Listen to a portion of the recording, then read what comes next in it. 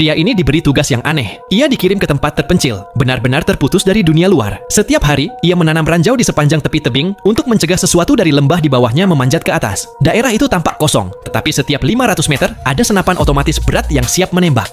Ia hidup sendirian di sebuah menara pengawas yang sangat tinggi, tingginya sekitar 300 kaki, yang dibangun tepat di sisi tebing. Sebelum ia mengambil alih tugas itu, seorang prajurit tua memberinya satu peringatan. Jangan pernah berbicara dengan orang-orang di seberang sana. Ketika ia bertanya apa yang hidup di dalam lembah itu, sang prajurit itu tidak menjawab. Sebagai gantinya, ia menekan sebuah detonator dan melemparkan bom ke dalam lubang yang dalam. 15 detik kemudian, suara ledakan bergema, lalu terdengar jeritan yang mengerikan. Prajurit tua itu hanya berkata satu hal, mereka disebut kaum kosong. Lalu ia pergi, meninggalkan pria itu dengan tugasnya. Selama 1 tahun penuh, pria itu tak punya siapapun untuk diajak bicara. Tidak ada panggilan, tidak ada pesan, hanya kesunyian. Hadiahnya adalah kekayaan besar, jika ia bisa bertahan sampai akhir. Sebagian besar harinya terasa monoton, hanya rutinitas dan perawatan alat setiap waktunya. Suatu sore, ia melihat sesuatu yang aneh melalui teropongnya. Seorang wanita sedang memotong kayu di dekat menara pengawas lain. Wanita itu berhenti, berbalik, dan menatap langsung ke arahnya. Saat itu juga, peringatan prajurit tua terngiang di benaknya, yang mengatakan, jangan bicara dengan mereka. Malam itu, di tengah hujan deras, ia melihat wanita itu lagi. Ia duduk di dekat jendelanya. Wanita itu menatapnya, lalu meniup lilinnya hingga padam.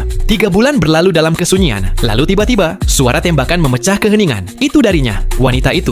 Ia menembak ke langit. Beberapa detik kemudian, ia mengangkat papan yang bertuliskan pesan, "Siapa namamu?" Melihat hal itu, ia segera mengambil sebuah papan dan kertas, lalu memberi balasan yang tertulis, "Kita tidak boleh berkomunikasi." Wanita itu tersenyum dan memberi sebuah tulisan lagi, "Namaku Drasa. Hari ini aku merayakan ulang tahunku." Pria itu pun membalas dan mengatakan, ia ikut merayakan hari ulang tahunnya dan akan bersulang untuknya. Malam itu, ia mengangkat gelasnya, bersulang diam-diam melintasi lembah. Untuk pertama kalinya, ia tidak merasa sendirian. Seiring waktu, isyarat sederhana kini berubah menjadi komunikasi sungguhan. 2 jiwa yang terisolasi perlahan mulai terhubung. Lalu suatu hari, Drasa menunjuk ke bawah, dan ia melihat mereka. Bayangan-bayangan gelap merayap naik ke tebing. Itu adalah kaum kosong.